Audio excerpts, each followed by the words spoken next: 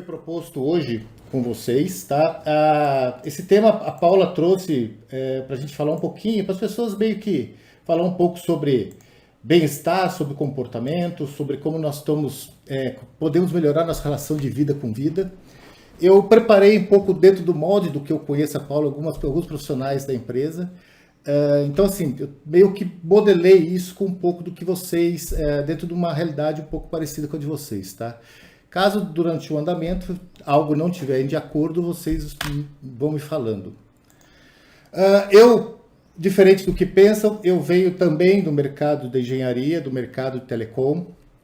Minha primeira formação é engenheiro de telecomunicações, depois eu fui para análise de sistemas e por fim matemática. Aí eu descobri que eu odeio exatas, foi quando eu entrei no mundo do comportamento humano.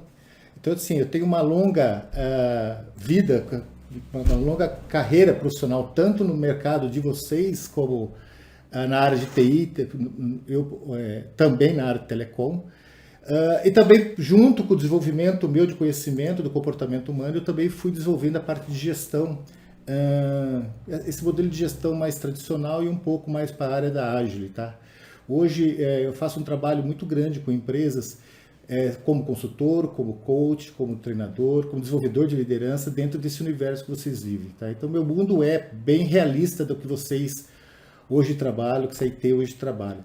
Eu venho desse mercado já há algum tempo. Esse é um livro que eu lancei o ano passado. Esse livro ele está sendo comercializado em 70 países do mundo. No final eu vou sortear 2 edições desse livro. Eu convido vocês, quem tiver interesse, a ler esse livro. É um livro bastante interessante, porque o objetivo desse livro tem muito a ver com o que a gente vai falar aqui hoje, que é um pouco entender quem somos, por que somos o que somos, e o que a gente pode fazer a partir de agora, tendo um pouquinho mais de consciência de nós com nós mesmos, tá? Esse livro está em e-book, nas 2 plataformas, tanto do iPhone seja da Microsoft, ou seja, enfim, qualquer plataforma digital, em qualquer meio de venda digital. Também está vendo em audiobook e também tem ele como impresso. E no final eu vou sortear 2 impressos para vocês, tá? Deixa eu só mudando aqui. Isso aqui é um resuminho que eu fiz do meu trabalho hoje. Hoje eu tenho uma empresa que chama Coach Você, então eu trabalho desde o atendimento pessoal a atendimento em grupo, então, enfim, consultoria, mentoria, também treinamento, palestra e ferramentas. Os treinamentos meus eu tenho um conjunto de treinamentos que eu vou lançar agora, eles em digital, que tem muito a ver com o mundo ágil, tá? Então eu acho que vai ser bem interessante depois pesquisar um pouco do trabalho que eu faço no mercado. Enfim, isso aqui são algumas ferramentas comportamentais que eu também trabalho. São parceiros como a Tomás e como a Assessment, que é parte do meu trabalho.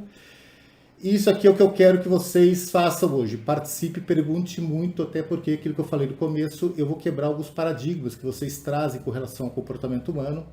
Então, eu não quero que vocês saiam com dúvidas ou com mal entendido. Então, por favor, participem, façam perguntas e não deixe as coisas saírem e terminar hoje sem que vocês tenham clareza daquilo que eu quero passar para vocês, tá? E o tema é justamente falar um pouco do desafio de entender por que somos quem somos, o que podemos fazer com quem somos e como encontrar essa nossa melhor versão, ou seja, como encontrar o melhor de nós com nós mesmos. E aí eu quero convidar vocês a fazer uma introdução comigo aqui antes de eu começar efetivamente o tema, tá?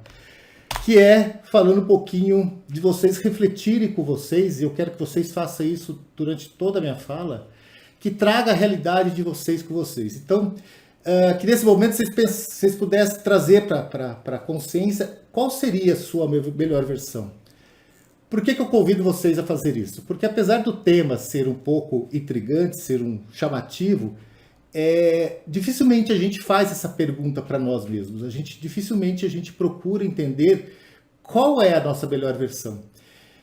E quando a gente não faz essa pergunta, a gente meio que se perde em nós com nós mesmos. O que eu quero dizer com isso?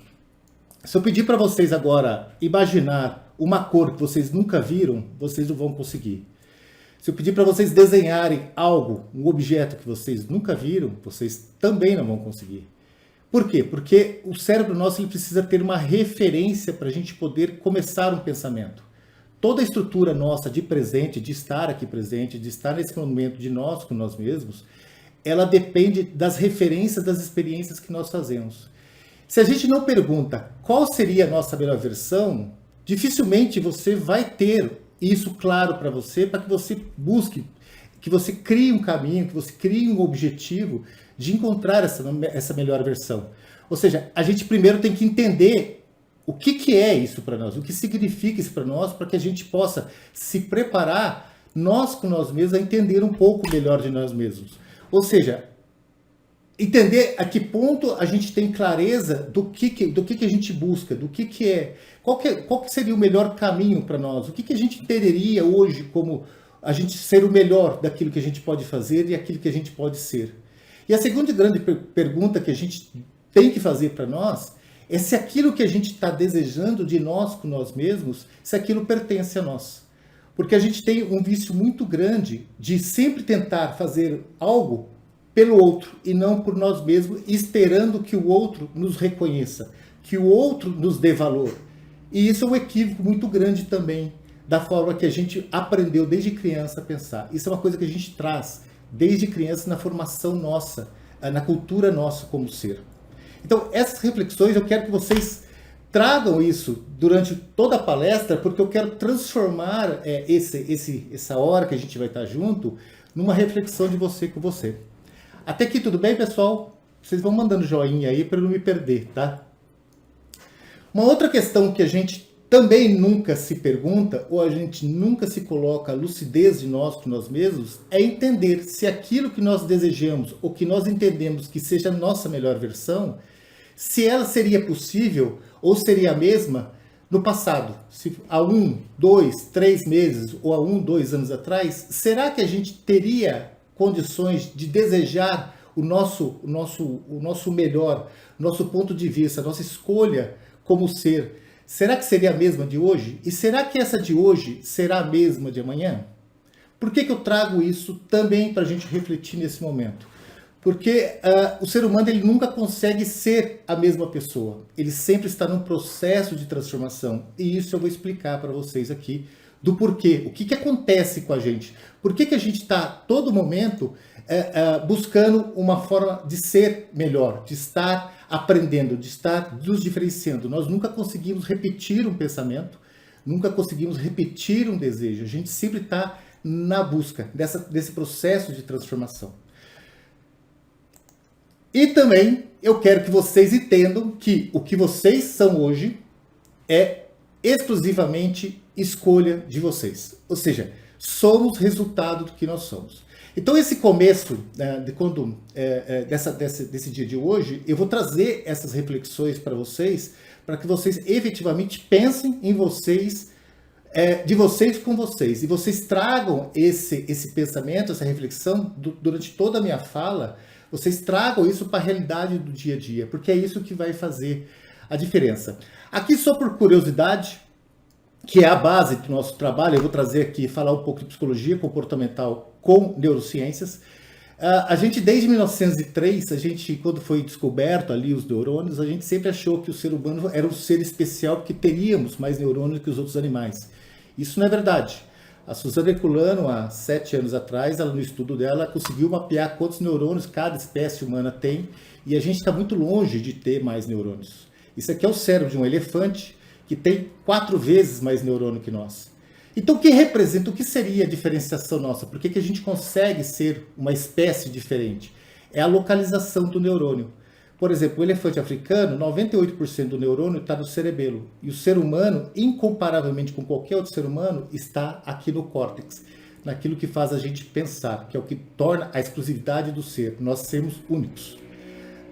É importante também entender que nosso cérebro, ele é muito pequeno, que nosso cérebro ele também é muito complexo. Só para você ter uma ideia, ele tem 2% da massa, consome 25% de energia e gasta 500 calorias por dia. É um copo de açúcar só para manter ele vivo durante um dia. Nesse momento, ele está fazendo 1 trilhão de sinapses, 1 trilhão de conexões neurais. Só que existe um paradoxo muito grande que eu quero que vocês gravem em vocês. O cérebro nosso, paradoxalmente com o corpo humano, ele não gasta mais nem menos energia quando ele está pensando. Ou seja, você usar ele ou não, você gasta a mesma energia. Ele é o único órgão do corpo que ele está na plenitude de funcionamento, trabalhando 100%. Então, se a gente está usando, atribuindo ele a algum processo cognitivo complexo ou não, ele está consumindo a energia de vocês. E ele não é o resultado, nós não somos resultados só por causa da sua complexidade. Nós não somos resultados só porque ele efetivamente tem neurônios no lugar certo. O grande segredo da vida é justamente você transformar essa capacidade neural em habilidades, que é o que nós vamos falar aqui muito. Bom, eu convido vocês agora, eu vou entrar efetivamente aqui na palestra, só quero saber se vocês entenderam esse início, essa reflexão inicial para a gente poder seguir aqui. Coloca joinhas lá para eu ir acompanhando, porque senão eu não sei nem se eu estou falando e vocês estão me ouvindo, tá? Beleza, pessoal? Vamos lá. Bom, onde tudo começa? Nossa vida, ela é sempre resultado das nossas experiências. Sempre. O que faz nós sermos pessoas melhores, o que faz nós encontrarmos algo a mais, sentido de vida, está em experimentar a vida. Quando a gente nasce, quando nós saímos ali do ventre materno e nos transformamos em ser humano, na verdade a gente nasce com um monte de bilhões de neurônios na cabeça, só que ele é como se fosse uma pedra de mármore. Ou seja, ele está ali, mas é você que vai moldar ele. Tem um sujeito que chama Rousseau, ele no século XVIII, ele foi o primeiro a falar sobre instinto. O que é o instinto? Os animais, diferente do ser humano, nascem pronto. Então ele dá o exemplo lá do gato e do pombo. Um gato, aqui na China, no Japão, na Rússia, gato gateia. Gato é gato em qualquer lugar. O gato ele não vai chegar para o dono e falar assim, aí, a partir de amanhã você é vegetariano. Ele não faz isso. Gato nasce com o instinto de gato. Como o pombo não vai virar por uma pessoa e falar assim, agora eu não vou comer mais alpiche, agora eu quero comer um bife cru. Ele não faz isso. A aranha não vai falar, vou deixar de tear para fazer tricô. Ela não faz isso. Em compensação, o ser humano faz. E o que faz nós sermos especiais é como nós experimentamos a vida. E cada etapa da vida, ela tem um porquê na nossa essência como ser. E esse porquê é o que representa nosso estado de ser hoje. Ou seja, tudo aquilo que nós experimentamos na nossa história, a gente coloca em prática o que nós somos hoje. Nós não tiramos nada do nada. Nós sempre estamos num processo de transformação, num processo de amadurecimento. Por isso que a gente pode muito bem nos comparar com o mármore, porque a gente molda o modo de ser. Nós não nascemos escravos de nada. Nós somos livres, plenamente livres para escolher o que nós queremos da vida, a partir do momento que a gente se dá conta de como nós estamos vivendo essa vida. E esse é o grande segredo nosso, porque grande parte do que nós fazemos no dia a dia, aliás, praticamente todas as decisões que nós tomamos no dia a dia, ela não é de teor consciente. Ela é uma escolha, uma aposta que nosso cérebro faz com o momento seguinte. É sempre um processo inconsciente, é sempre um processo que a gente está pegando resultados de experiências passadas para fazer escolhas futuras. E é isso que é o segredo para tentar encontrar o nosso melhor. É deixar esse automatismo inconsciente e tornar consciência disso. E é onde eu quero levar essa palestra hoje com vocês, para que vocês aprendam, pelo menos, como fazer isso com vocês. Como meio que fala assim, peraí, o que eu posso fazer para eu ser uma pessoa melhor? Para eu ser uma pessoa mais competitiva, para eu ser uma pessoa que alcance áreas maiores? O que eu posso fazer para minimizar a minha ansiedade e conseguir substituir isso em valor, em algo grande, em algo que realmente me torne uma pessoa melhor, ainda melhor do que eu já sou? E é justamente o estado de você deixar a inconsciência e trazer uma lucidez consciente. Por quê? Porque nós vivemos e somos continuamente escolhas. Ou seja, nós estamos todos os momentos escolhendo. O problema é que você não lembra das escolhas que você faz. Porque praticamente quase todas as escolhas nossas são inconscientes. Você não lembra por que escolheu o sapato, você não lembra por que você atravessou a rua, você não lembra o que você conversou com algumas pessoas no seu dia de hoje ou ontem. Ou seja, o cérebro nosso ele simplesmente vai seguindo de experiência com experiência, experiência com experiência, experiência com experiência. E ele vai colocando você, respondendo para você de maneira inconsciente, para que, teoricamente, você consiga, nos momentos de consciência, procurar fazer algo além do que você já faz. Até aqui, beleza? Tá dando para entender aonde vamos chegar com esse bate-papo aqui? Beleza. Mas, por que somos quem somos? Por que somos? Por que escolhemos o que escolhemos? Por que nós estamos nesse momento aqui assistindo essa palestra? O que motivou a gente a isso? O que motiva a gente ser diferente de outra pessoa e ter ambições diferentes, ter desejos diferentes, ter escolhas diferentes? Uns vão por certos caminhos, outros vão para outros caminhos. Uns sentem certas emoções, outros sentem outras emoções. O que diferencia isso? Como que a gente como que forma essa completude do estado de ser, desse estado identitário de que nós somos?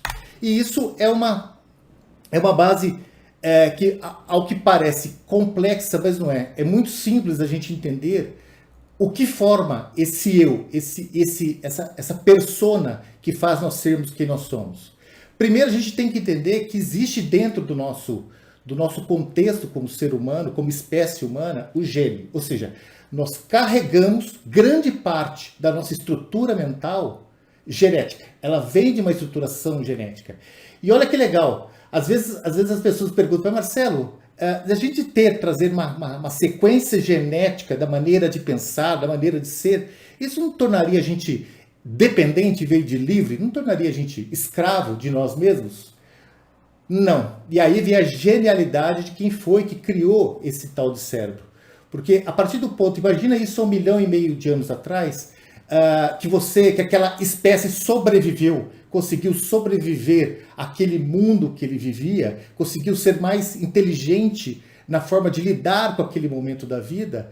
O que esse cara que criou esse cérebro pensou? Cara, se está dando certo e ele está conseguindo chegar em frente, vamos manter pelo menos uma base dessa estrutura de ele pensar, de ele agir com a vida, porque está dando certo. Então, vamos fazer ele começar do zero, mas com uma certa competência de observar certas condições da vida para que ele possa seguir um padrão que já está dando certo.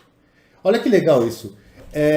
Isso faz com que a gente tenha pelo menos uma base de estrutura neural que faz a gente ser especiais. Bom, tirando isso, a gente também traz muito de um ser desejante. Ou seja, nós nascemos com desejos desde criança. Desde criança, nós somos dependentes dos nossos desejos.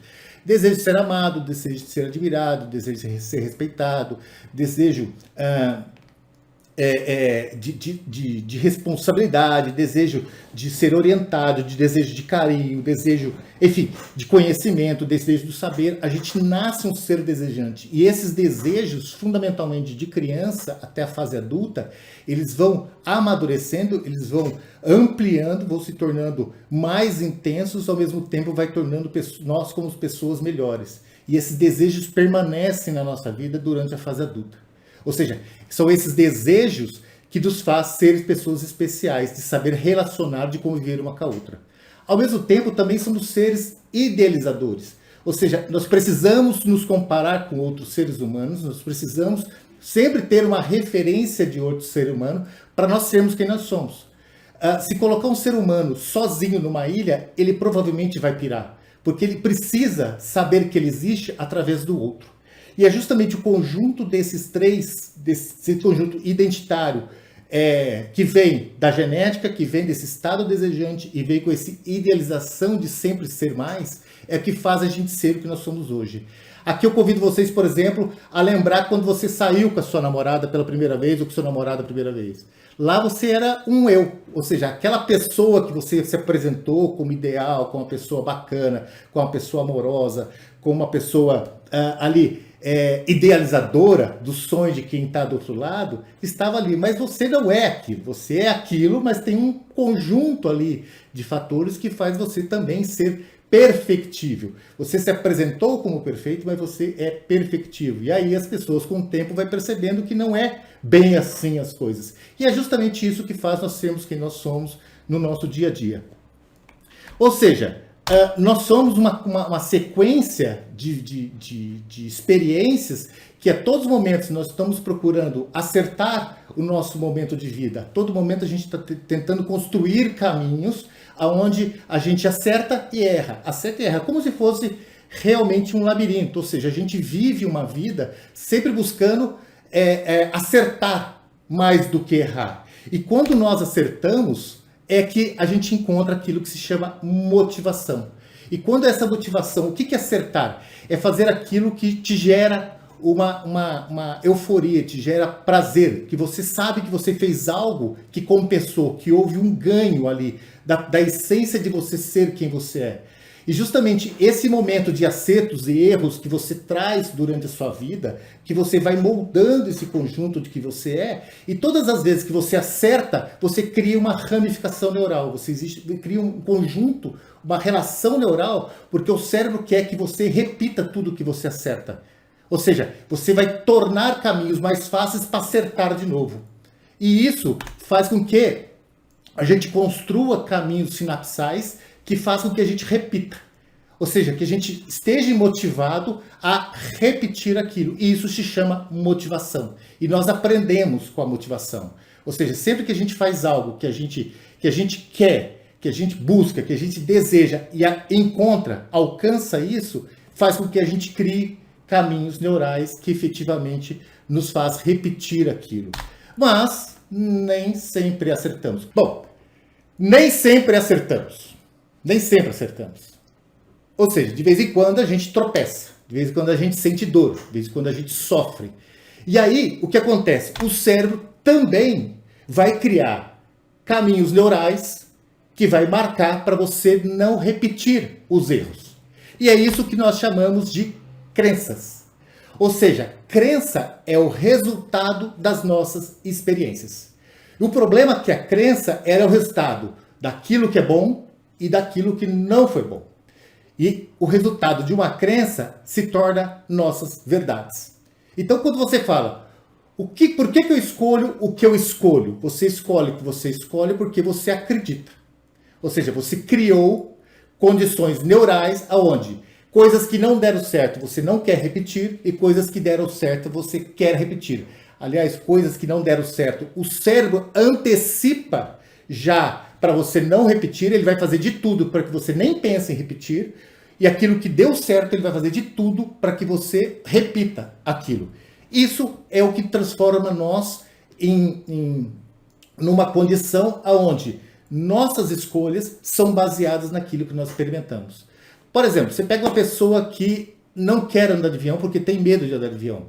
A única maneira dessa pessoa entender que o avião não vai cair porque ela está dentro é ela andando de avião. Ou seja, ela vai ter que experimentar aquilo, ressignificar a sua crença. E sua crença não necessariamente tem a ver com o avião, tem a ver com a história de avião. Às vezes algo que aconteceu com ela lá atrás, quando era criança, de repente num acidente de carro, ou de repente alguém fez bullying, trancou ela no quarto, ou qualquer relação, o cérebro pode encontrar algum vestígio de memória, trazer isso para o presente e falar, cara, isso aqui é uma crença limitante. Não faça isso que você vai se ferrar. E você não sabe por quê, mas não faz aquilo. Ou seja, você se bloqueia. É aquilo que se chama de crenças limitantes. Ou seja, tanto a crença como verdade positiva, como a crença como verdade negativa, ela nos limita. Porque nem tudo que foi bom no passado é bom no presente, como nem tudo que foi ruim no passado é bom no presente. E isso é o que faz nós sermos quem nós somos.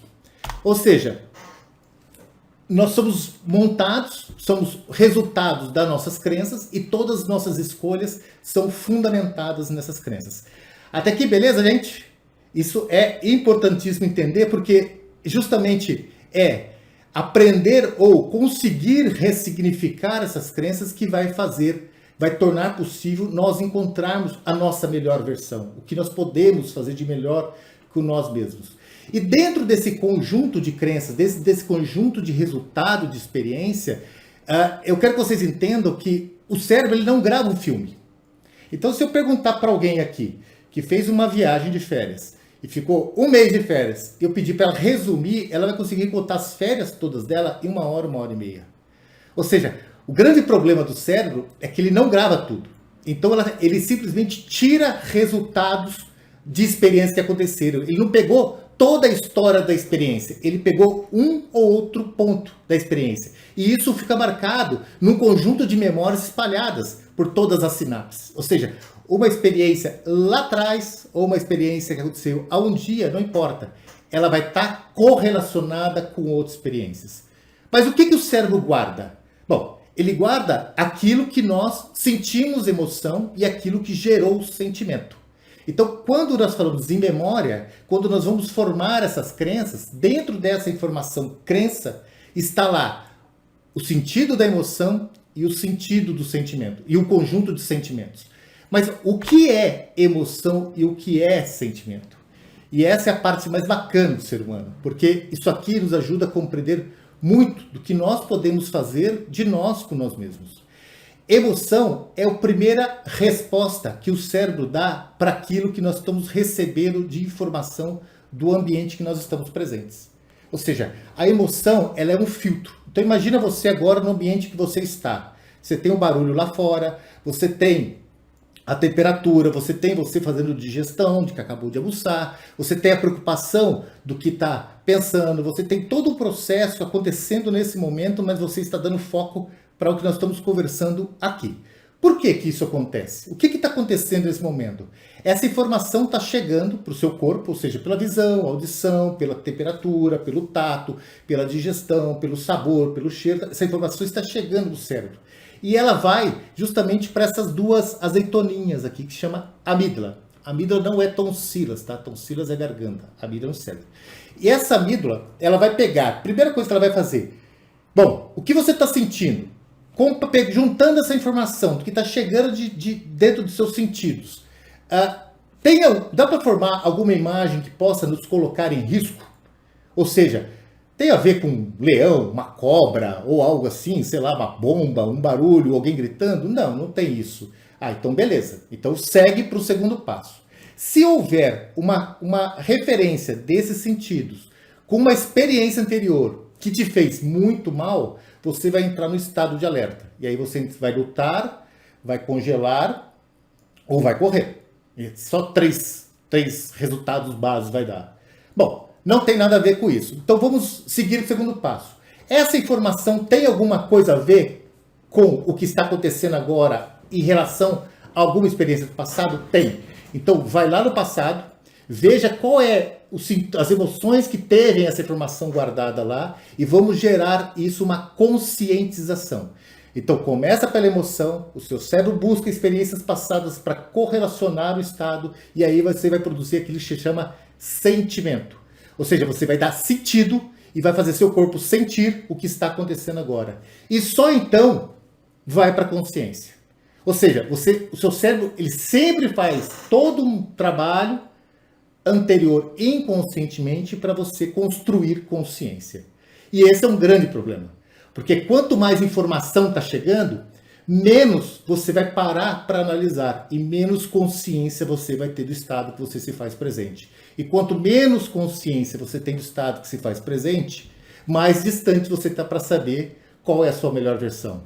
Qual é o seu melhor? O que você está fazendo de melhor? Ou seja, a gente coloca um monte de informações chegando e não consegue processar praticamente nada delas. Bom, e esse é o papel que faz o inconsciente. O que é importante entender disso? É que não é o mundo externo que vai fazer nós criarmos nossos pensamentos e a maneira que a gente observa o mundo. As experiências, é o mundo interno nosso que vai interpretar o mundo externo. Isso é importantíssimo entender. Vocês conseguiram entender o que eu quero dizer? Ou seja, a informação que chega até nós não é ela que vai gerar a nossa ação e reação ao mundo. É como nós vamos interpretar as informações que estão chegando. E essa informação que está chegando, ela é interpretada a partir do quê? De experiências que nós já vivenciamos. Beleza, gente? Bom, então, Qual que é o papel dessa estrutura que tanto se fala de inconsciente? O inconsciente é justamente onde fica toda a nossa história de vida. Toda ela. Toda a história, desde quando nós nascemos até a maneira que nós somos hoje. Ou seja, o inconsciente onde está as memórias, onde está as experiências, onde está a maneira de como nós lidamos com a problemática do dia a dia. Porque ao mesmo tempo que nós vamos experimentando, a gente vai ressignificando certas experiências, certas memórias. E é isso que faz a gente sempre estar num processo identitário diferente momento a momento. Lembrando, a gente nunca consegue repetir quem nós já fomos. Nós nunca conseguimos pensar a mesma coisa um segundo depois. Nós nunca conseguimos ser a mesma pessoa um segundo depois. Pode haver semelhança, mas nunca igualdade. Por quê? Porque os sentidos estão recebendo informações diferentes. Temperatura, cheiro, sabor, cor. E isso faz que cada informação dessa que chega pelo sentido, que a gente produza pensamentos e estamos em contínuo processamento de pensamentos. Um exemplo, quem está aqui em Campinas, pega um cometa e fala, vou para São Paulo. Aí senta no cometa e fala, cara, eu só vou pensar no carro. Você não consegue. Você pode fixar isso, na hora que você senta no banco do cometa, olha pela janela e o ônibus começa a ter movimento, você começa a vir pensamentos que você nem sabe de onde está vindo. Você nem sabe o que está acontecendo e aparece um pensamento lá da criança, aparece um pensamento lá do trabalho, aparece um pensamento lá da namorada brigando, aparece um pensamento do marido chato, aparece... Toda hora vai aparecendo pensamentos. Por quê? Porque está chegando informações dos sentidos, o sentido está vindo pela amígdala, a amígdala está jogando para o segundo estágio para olhar as memórias passadas e ali vai criando um sentimento e um sentido da construção daquele momento que você está presente. Beleza? E a consciência? A consciência é o estado de interpretar, além da consciência, claro, ser ali a parte lógica, você calcular, você planejar, você pensar no futuro, você pensar no passado, você... Enfim, tem toda essa parte lógica, essa parte cognitiva que ela faz. A consciência tem um papel muito importante na vida, que é justificar o inconsciente. E esse é um problema muito sério. Porque não importa o que o seu inconsciente decidiu, a partir do ponto que você tomou consciência de uma decisão do inconsciente, você vai justificar ela e não importa qual for. É claro que aí entra aquele genético, aquela parte dos três lá, né? Aquela construção genética, aquela construção desejante que forma o nosso caráter, nossas virtudes, nossa moral, nossos valores. Mas, independente de tudo, a consciência, ela tem sempre uma atribuição de construir sentido justificador àquilo que nosso inconsciente está construindo. Beleza, gente? Bom, uma frase que eu espero que vocês nunca mais esqueçam. Quanto menos experiência, mais dependentes somos de nossas crenças. E quanto mais dependentes de nossas crenças, nós nos tornamos vítimas de nós mesmos. O que quer dizer isso? Isso quer dizer que quanto menos você experimentar a vida, mais certo você vai achar que está dela. Mais verdades você vai trazer.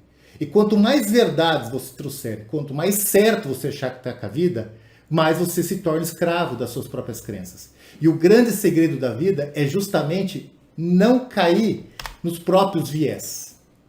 Ou seja, achar que aquele resultado, aquele pouco que você sabe sobre a vida é verdade. Porque a vida como todo, ela é um conjunto de possibilidades. Ela não é feita de verdades. E quanto menos você experimentar, quanto menos você ler, quanto menos você estudar, quanto menos você viajar, quanto menos conhecer pessoas, quanto menos sair e conhecer lugares novos, fazer relações novas, se desafiar, quanto menos você fazer isso, mais ignorante de você vai ser com a vida. Ou seja, você vai ser dependente do que você acredita. E é onde acontece os nossos viés. E o viés forma aquilo que chamamos de falácia. Falácia é acreditar do seu próprio pensamento, achar que você é dono da razão. E isso é um problema muito sério, quando você pensa, ou quer, ou deseja encontrar algo melhor para você. Ou seja, o fato da vida, o cérebro ele não é à toa que ele gasta energia consumindo ou não. O que ele quer é que você use ele. Quanto mais você usa ele, melhor você fica como ser. Ou seja, menos ansioso você fica, você tem maior possibilidades de acertar, melhores condições de observar o todo. Vamos imaginar da seguinte forma. Se você é praticamente um ser inconsciente, ou seja, seu inconsciente ele vai sempre procurar respostas a partir de experiências anteriores, você acha que quem tem pouca experiência e que tem um conjunto bem maior de experiência, qual que tem mais chance de tomar uma decisão inconsciente certa? Claro que é o que tem mais informações, porque ele tem mais relações aritméticas ali para fazer as escolhas e tomar decisões inconscientes. Então, aqui vai uma grande... ou seja, nós precisamos experimentar a vida para ter certeza. E toda vez que a gente tiver uma certeza, a gente tem que duvidar dela. Porque a gente está olhando sempre de um ponto de vista único. A gente está olhando só de um modo de ver aquela problemática. E quando a gente acha que a gente é dono da certeza, dono da verdade, a gente cai nas nossas próprias falácias, nas nossas próprias crenças. E aí nos limitamos a ser quem nós somos. Bom, ou seja, a nossa consciência está sempre correndo atrás do inconsciente. Ou seja, a gente sempre está tentando ter consciência, trazer o estado presente, trazer lucidez da nossa vida, mas quem está no controle é o inconsciente. E a gente precisa tomar a frente e falar quem manda em quem. Tomar o controle disso. E aí vem a mágica da vida. Só existe consciência quando você se percebe. Ou seja, toda vez que você se percebe, você tem a opção de dar continuidade àquela escolha ou não. Toda vez que você se percebe, você tem condições de falar assim, peraí, o que eu estou fazendo comigo? Será que eu estou indo para o caminho certo? Será que eu não estou indo para o caminho certo? Bom, é o momento de você falar, será que as minhas escolhas feitas realmente foram as melhores escolhas? E se não foram, o que eu posso fazer a partir de agora? E esse é um grande segredo que nós temos. Ou seja, sempre se acreditou que nossa consciência era escravo do inconsciente. Até que a neurociências, 10, 20 anos atrás, viu que nós podemos tomar decisões. Tanto e fique pasmo, que nossa consciência ela está de meio segundo a 10 segundos atrasado da decisão do inconsciente. Ou seja, o inconsciente já tomou uma decisão, já mandou seu corpo reagir, e você só vai ter consciência meio segundo a 10 segundos de atraso. E quanto menos experiência você tiver, mais atraso você vai ter da sua conscientização do que você está fazendo com a sua própria vida. Beleza, gente? Faz sentido?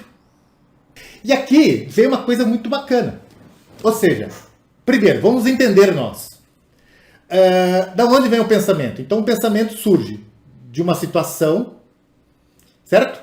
Essa situação, ela resulta aquilo que nós chamamos de emoção. E o pensamento ele vai começar, então, da emoção, do sentimento, que vai gerar uma conduta, que vai gerar uma nova situação, que vai gerar um novo pensamento, que vai gerar uma emoção, que vai gerar um sentimento, que vai gerar uma conduta. Até que você consegue perceber o que você está pensando e deixa de repetir as mesmas respostas do passado. Você toma o controle de você. Senão, sua vida fica isso. Um círculo. Então, como encontrar a nossa melhor versão? Vou tomar água, volta e fala assim, peraí, deixa eu ver se eu estou fazendo certo. Deixa eu ver se eu estou indo para o caminho certo. Esse é o grande tchan da vida. Existe um cara que chama Sartre, escreveu O Ser o Nada, ele falava, a existência precede a essência. Ou seja, bom, eu quero ser isso, então eu preciso fazer isso existir. Então já existiu, eu quero ser isso. O que eu preciso para ser isso? E correr conscientemente atrás. Não deixar a vida te levar. A vida te levar é bom no pagode, domingo no bar tomando cerveja, porque não é assim que a vida funciona. Você precisa trazer ela para você. E é justamente isso que vai fazer você encontrar a sua melhor versão. É justamente isso que vai fazer você se tocar aonde você está nesse momento e falar assim, peraí, e aí, o que eu posso fazer daqui para frente? Para trás, não adianta. Para trás, nada se materializa.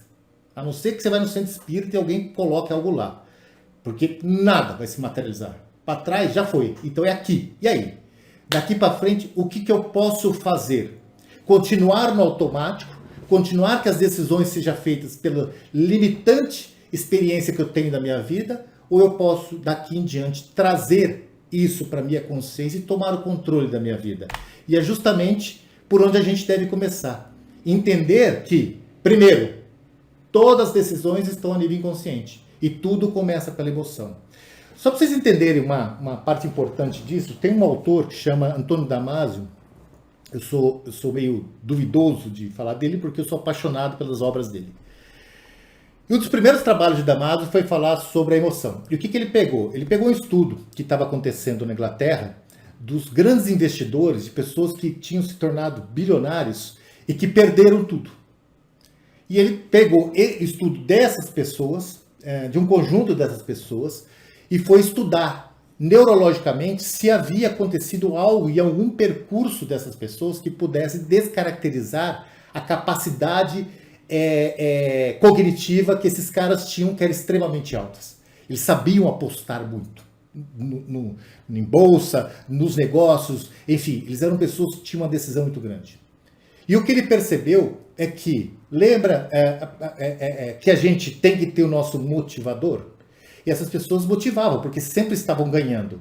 E quando elas motivavam e sempre estavam ganhando, e as decisões eram formadas dentro dela, ou seja, quando a gente ganha, a gente forma cadeias neurais para buscar repetir aquela resposta. E sentimos euforia até antes de chegar à resposta. Porque é o que o cérebro faz para a gente sempre estar repetindo coisas certas. É o que acontecia com essas pessoas. O problema é que quando eles começaram a ganhar, eles deixaram de sentir emoção.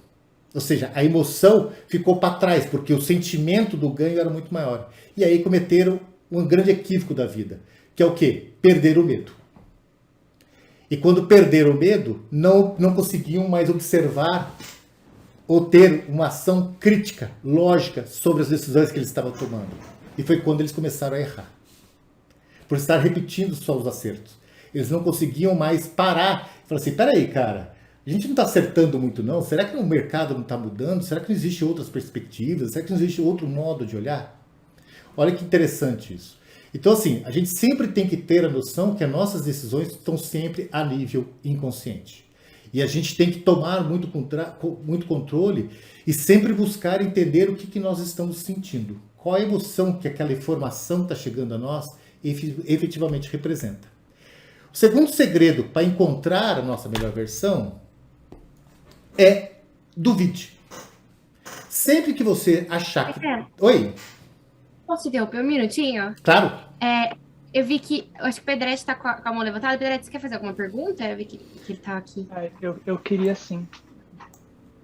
Você se importa de interromper aqui, Marcelo? Você claro, não. Pode, perfeito.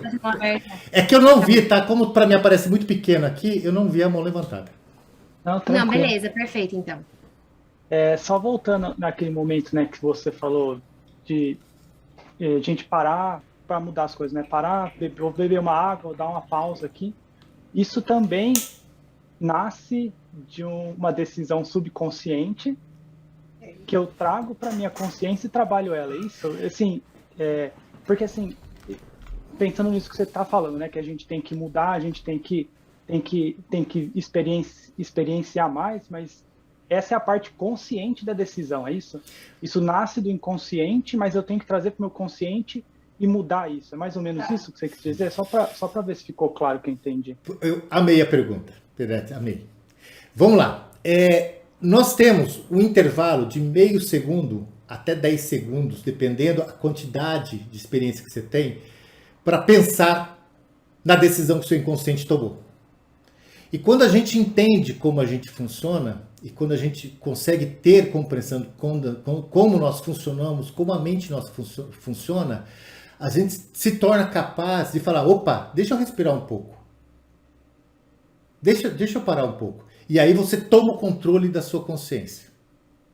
Porque senão, o seu inconsciente, enquanto você não dá um break nele, enquanto você conscientemente vai falar, peraí, você está respondendo muito, deixa eu voltar aqui para mim, sentir a cadeira, colocar a mão na mesa, olhar nos meus próprios olhos e ver se é isso que eu quero mesmo. Enquanto você não fizer isso, você vai continuar seguindo automaticamente. Então, sempre nossas decisões têm um intervalinho que a gente pode parar e assumir o controle. O problema é que, dependendo da quantidade de informações que a gente está recebendo no momento, a gente está num processo extremamente automático, porque a gente não consegue filtrar o que está chegando para nós. Então, em algum momento da vida, do dia, em alguns momentos do dia, é preciso a gente fazer propositalmente. Pera, deixa eu tomar água e pensar um pouquinho. Consegui responder? Acho que sim, né? Então, assim, pensando assim, quanto mais informação a gente tem, eu entendi que menor é essa diferença entre a decisão do subconsciente e a gente tomar consciência da decisão, é isso? Então, quanto mais... Ou não tem essa? Desculpa, você falou quanto menos ou quanto mais informação? Quanto mais informação, quanto mais experiência eu tenho, menor é esse gap entre a decisão do subconsciente e quando eu tomo consciência dela, é isso? Quanto mais experiência você...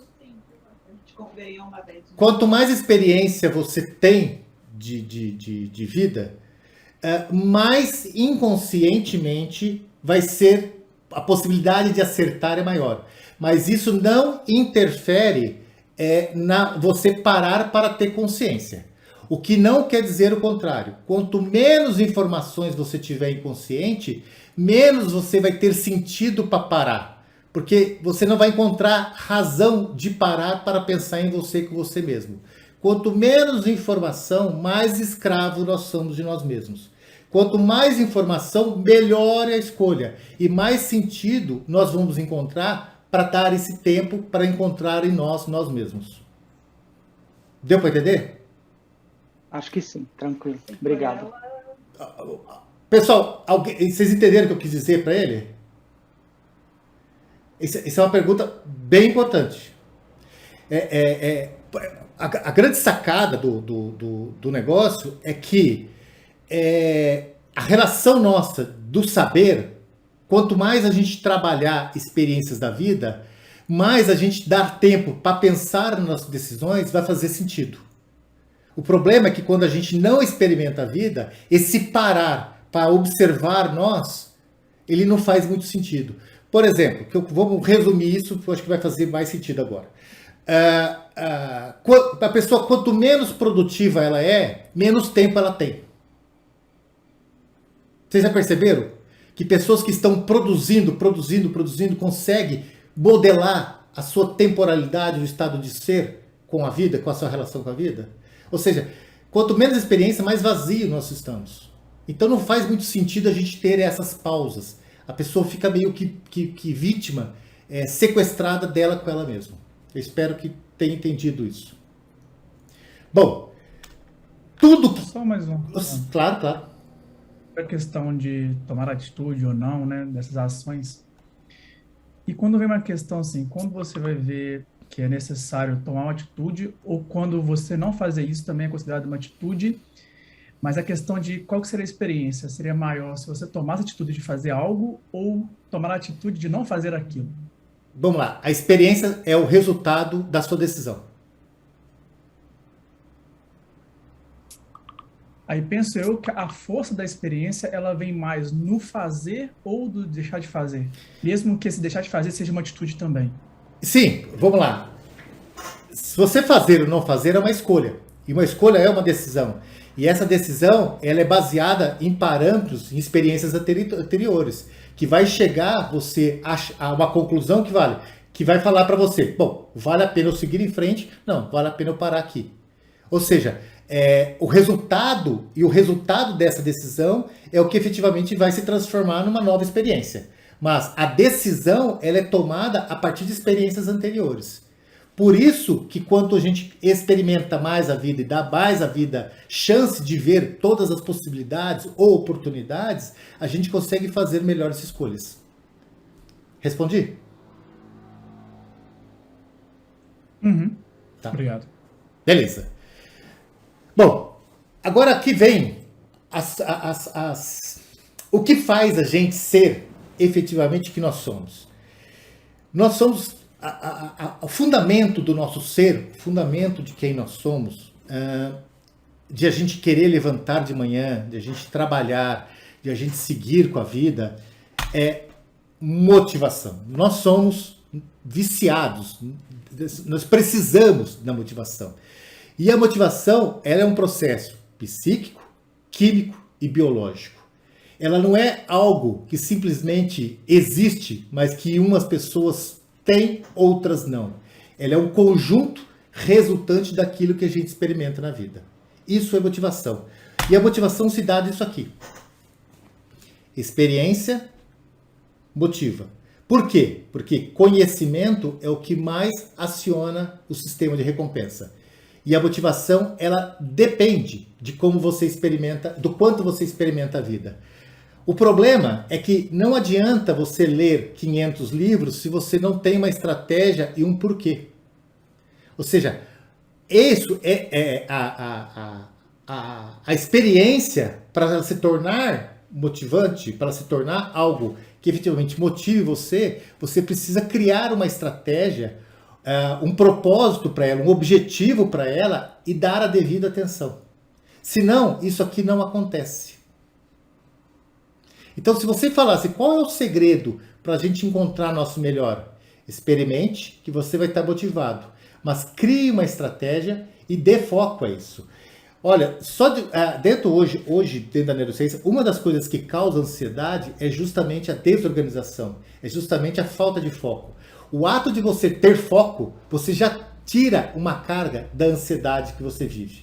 Por quê? Porque você consegue, não que ele precisa ser o melhor planejamento de vida, desde que você tenha uma ideia de planejar, uma estratégia, um objetivo de seguir, você vai dar a você chance de estar sempre motivado para seguir em frente, para ter maiores desafios.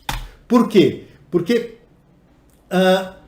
você está forçando o seu inconsciente, ou seja, você está dando uma resposta de você com você mesmo para planejar tudo aquilo que você já vivenciou e dar um sentido muito maior à sua estratégia de vida. E isso é uma condição humana, isso é uma condição biológica. Isso não é uma condição somente psicológica, desejante. É uma condição que faz parte da estratégia de quem nós somos. Eu vou explicar aqui à frente daquilo que chama sistema de recompensa. Bom, então, para nós podermos, chegarmos a encontrar nosso melhor, primeiro, precisamos de algumas coisas que são básicas. E entre elas, estar sempre buscando saber algo diferente.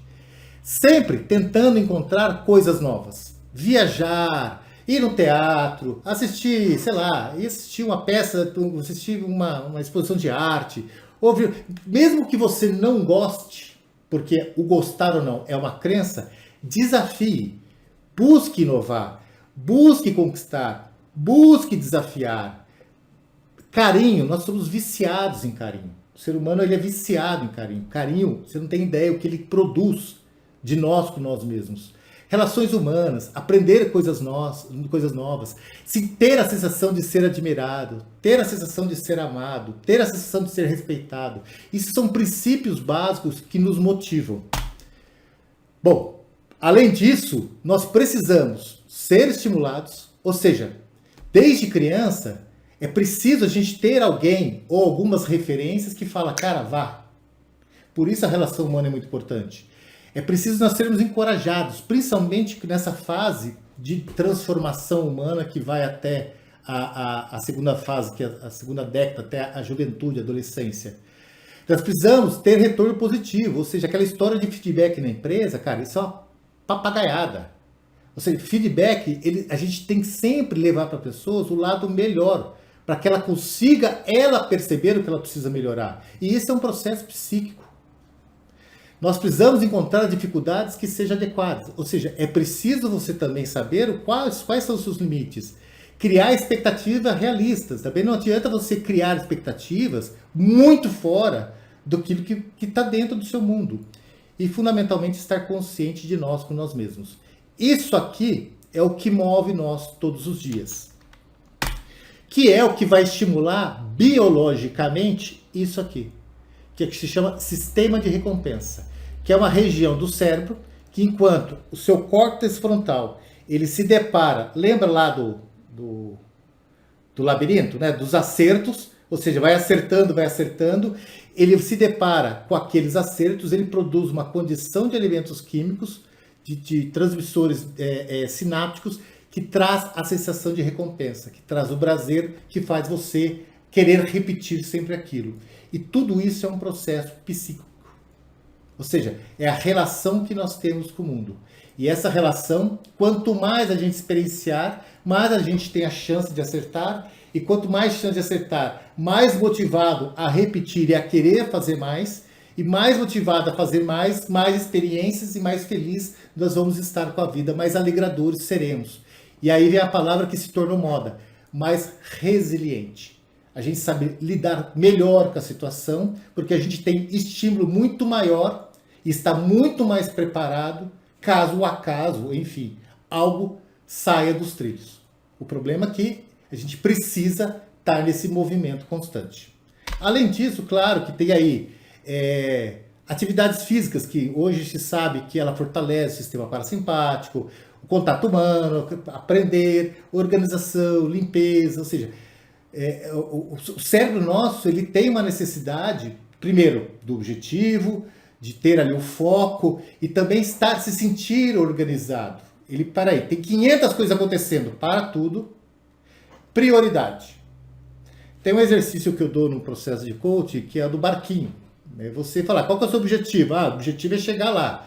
Bom, o que você tem para chegar lá? A pessoa vem lá com uma mala, com 500 milhões de coisas. E a gente começa a jogar tudo isso no mar para chegar do outro lado com uma ou duas coisas, que são os principais. Porque não adianta você colocar um monte de coisas para fazer, que você não vai fazer. Então, o objetivo, você ter estratégia, ter um foco no que você vai fazer, é o que vai te levar a você encontrar o melhor de você. Bom, e o que nos distancia de nós mesmos?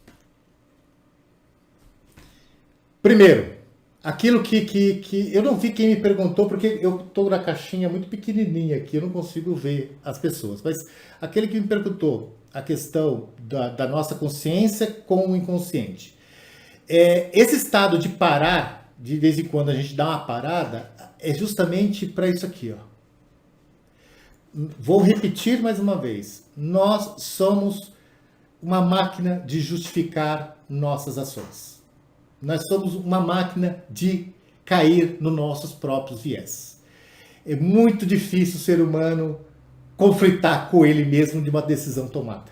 É muito difícil. É uma proteção que tem o porquê. A Suzane Culano explica no livro dela, no último livro dela, que ela conta da evolução da raça humana, justamente que nós somos seres justificáveis. E também nós temos uma tendência a nos adaptar. Isso é bem Bourdieu. Psicologia social pura. E às vezes a gente tem que parar e olhar para ver se o que nós estamos fazendo é o melhor que a gente poderia fazer, porque a gente tende a se adaptar. Uma pesquisa recente assustadora, agora na pandemia, é que as pessoas que perderam o emprego, ou perderam a sua renda, ou diminuíram muito a sua renda, elas deixaram de consumir alguns fatores, deixaram de ter alguns luxos, de ter alguns prazeres. E essas pessoas, elas se acostumaram. Elas entraram num processo de inércia que é muito difícil sair desse processo. Então, por isso que é importante, para ver se as coisas estão indo bem. Para ver se você também não está se adaptando a uma situação na qual você poderia ser muito mais. Você cair numa realidade e falar, peraí, cara, eu posso fazer muito mais com a minha vida. E por que eu estou aqui? Por que eu estou parado? Então, essa conscientização, ela é fundamental. Um outro problema de nós perdermos a noção de quem nós somos é quando a gente percebe que a gente está se tornando individualista. Isso é uma característica desse mundo pós-moderno, desses ruídos que a gente tem, esse excesso de informação, que a gente começa a transpor a essência humana e passa a viver a individualidade. A gente vai perdendo o prazer de contato humano. Quando você percebe essa situação, procure um especialista. Que você está perdendo uma grande chance de ser uma pessoa ainda muito melhor do que você é. E uma das características de quando você cai nessa mesmice, que você perde a referência do seu próprio melhor, é a individualidade. O outro é o imediatismo, que é outro, que é o que nós somos vítimas hoje. Toda vez que você percebe que você está querendo tudo às pressas, é porque você está vivendo plenamente no automático. Pessoas que trazem, que se preocupam com a consciência dele mesmo, conseguem construir tempo para ele. O imediatismo é um dos sinais que você está se afastando de você. É um dos sinais que você está deixando de dar valor a você. É um dos sinais que você está se tornando uma pessoa simplesmente deixa a vida me levar e você não está conseguindo tomar controle de volta dela. Então isso também é uma das características que distancia você de você. E por fim, o maior câncer do século, que é ruído. E ruído é os excessos de informações. Eu desafio cada um de vocês a ficarem 30 dias sem internet para ver se você se torna pessoas melhores ou não. 30 dias sem celular. 30 dias sem você ficar olhando redes sociais, vocês ficarem notícias de fake news, ficar olhando notícias de política. Esquece esses ruídos. A quantidade de informação que nós estamos recebendo é muito grande. E o ato de ser visual, ela mexe muito com as emoções. Constrói muitas memórias desnecessárias. Desvirtua nós, tira nós do nosso caminho, tira nós da nossa essência. Então, tente filtrar isso. Tente filtrar, porque a rede social, o celular, esse objetinho que parece inofensivo, ele tem uma condição de nos transcender da realidade de nós mesmos. Então, quando a gente cai e fica olhando a vida dos outros, ou fica vendo notícias que não tem nada a ver, você está tirando o foco lá da estratégia e do seu objetivo de vida, está colocando nesse lugar informação que vai te gerar emoções desnecessárias, negativas, construir crenças desnecessárias e vai fazer você chegar a lugar nenhum. Então, se eu tivesse que dar um conselho hoje, é menos. Menos. Isso aqui é um dos maiores maus que você possa ter. É isso aqui. E por fim, eu deixo para vocês fazerem dúvidas, perguntarem e espero que vocês tenham entendido ao menos um pouco do que eu quis trazer para vocês aqui, de como vocês podem conseguir encontrar o melhor de vocês. Ou seja, dar esse ponto de atenção de vocês com vocês mesmos e procurar trabalhar, fazer esse cérebro funcionar, usar ele o máximo possível. Agora eu quero ouvir vocês.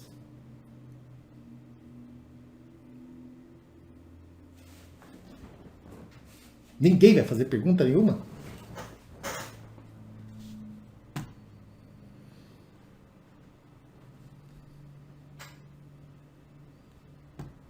Pessoal, vocês querem fazer... Ah, pode falar então, Pedretti, porque eu ia falar que vocês podem escrever no chat, que a gente pode ir lendo também. Pensando nessa questão da quantidade de informação que a gente recebe, que é muito e tal, como a gente sabe o quanto é um limite saudável, né? Porque eu imagino que também se a gente ficar sem consumir informação, sem ficar sabendo de nada que está acontecendo, também não deve ser positivo, né? E como a gente consegue medir qual é o limite, né? Quanto começa isso a fazer mal? Então, toda vez que você vê que você se alterou emocionalmente ou que você entrou no estado de inércia, ou seja, que você passou horas em frente a uma tela, é porque você está fora da realidade. E a grande questão não é, quando eu falo do lixo informacional, do ruído, não é em si a informação, mas a qualidade da informação. Existe muita coisa boa.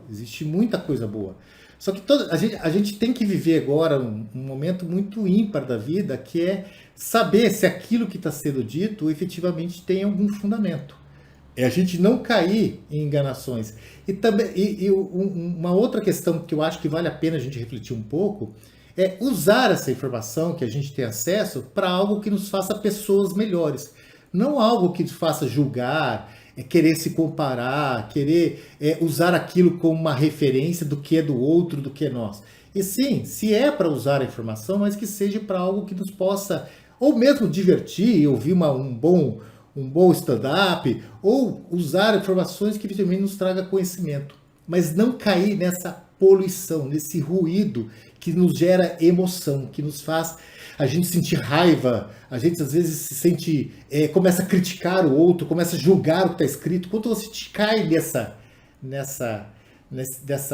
curva, é hora de a gente parar e falar, peraí, cara, por que eu estou fazendo uso disso? Para quê? Para eu me sentir mal? Não, se é para eu me sentir mal, isso não me serve. Tá? Eu acho que é um caminho bom para a gente... Entendi, fez bastante sentido.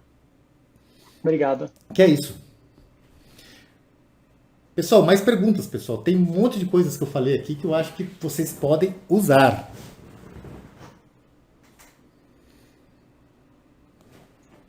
Marcelo, boa tarde. Oi, boa tarde. Tá me ouvindo? Tô, claro. É o Marcos. Eu queria saber, né, como você bem disse, né, que a gente tem que limitar os ruídos, né? Até que ponto redes sociais, né, seja ela, vamos dizer assim, interagir de forma com bom senso, né? Seja para trocar ideias, informações, né? Coisas que não vão abalar os nossos sentimentos, é bom, né? Como você falou que tem que ter um limite, né? Até que ponto isso pode ser bom ou benéfico?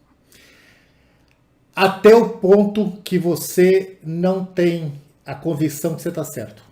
A partir do ponto que você começa a julgar, é porque você está interferindo no senso.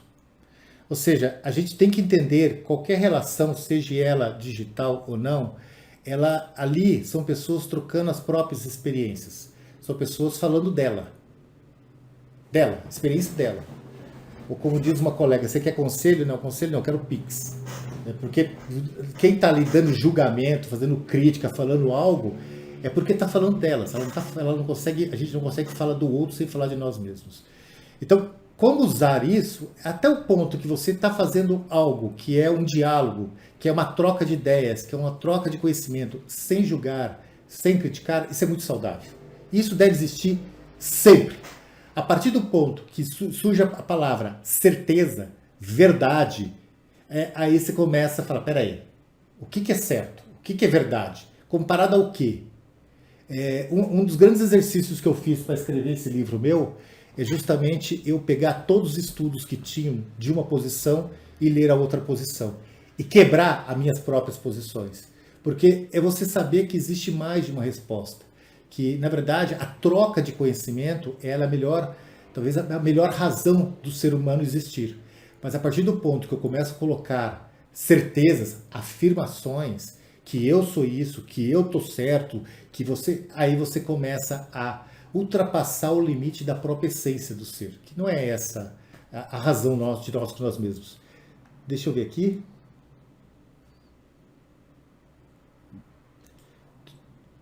A Rayane está perguntando como lidar com seu inconsciente, que depois vira consciente para trabalhar com seus sentimentos, com emoções tão fortes que te afetam. Vamos lá. Essa pergunta, amei a pergunta, hein? Vamos lá. Bom, a primeira informação que a gente vai analisar é a emoção. A emoção é o conjunto de emoções é o que vai dar ali o tom do que nós sentimos. Vamos pensar numa condição real. A partir do ponto que você transforma esse sentimento, você só vai sentir. O sentimento, ele só é percebido quando a gente se está no estado de presença. E esse estado de presença é o momento que a gente tem para falar, cara, faz sentido, estou sendo repetido com a palavra, né? Mas tem alguma lógica eu estar sentindo isso? Isso realmente me pertence? Ou isso tem a ver com uma vaidade minha, com o narcisismo meu, com o ego meu, a não aceitação minha? Isso me pertence? Eu mereço isso? Isso está de acordo com as minhas ações? Está de acordo com o movimento que eu estou fazendo com a outra pessoa ou com a vida? Eu sentir isso tem lógica? Ou seja, você tem que de vez em quando fazer perguntas, porque às vezes a resposta pode ser, realmente você é responsável pelas suas escolhas e o resultado das suas escolhas foi chegar a esse ponto que faz você sentir o que você está sentindo. Mas às vezes não. Às vezes a gente se coloca como vítima. E a gente às vezes sofre ou sente coisas que não precisaríamos, que não nos pertencem. Como sair disso? Escolha. Escolha não fazer mais aquilo. ou escolha isso, beleza, sentir, sofrer, agora acabou. Daqui em diante eu vou procurar fazer algo que seja melhor para mim e que eu não repita o que eu tenho que fazer. Claro que eu falando para você parece, né, muito fácil, e não é, é um exercício. É um exercício contínuo de ver se aquilo te pertence ou não te pertence. E caso você não conseguir fazer isso com você, procura um terapeuta. Porque a gente não merece sofrer a dor dos outros e não merecemos sofrer mais do que aquilo que nos pertence. Tá? Então é um processo meio de autoanálise para ver se realmente aquilo faz parte de você ou é do outro. E se é do outro, que fique pro outro. Beleza, Rayana? Medo.